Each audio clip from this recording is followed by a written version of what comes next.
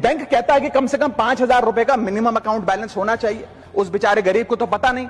और बैंकों की हालत यह है कि कई बार तो ये चार्ज लगा लगाकर आपका बैलेंस नेगेटिव में पहुंचा देते हैं। इतना तो आपने जमा नहीं कराया जितना वो आपसे वसूल लेते हैं। तो मैं आपको एक उदाहरण देना चाहता हूं सर। फर्ज करिए एक मजदूर जो 500 रुपए की दिहाड़ी कमाता है रोज, वो कई हफ्ते महीने सेव कर 6,000 रुपए इकट्ठा करता है, बैंक में खाता खोलता है बड़ी हिम्मत करके और 6,000 रुपए जमा करता है।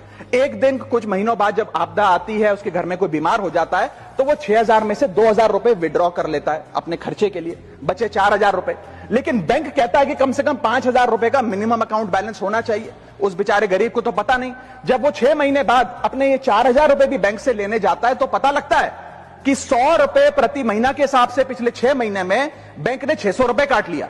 अब उसे बैंक 4,000 नहीं, मात्र 3,400 रुपए देकर चलता करता है। सर अब आप सोचिए उस गरीब के लिए 600 रुपए की अहमियत।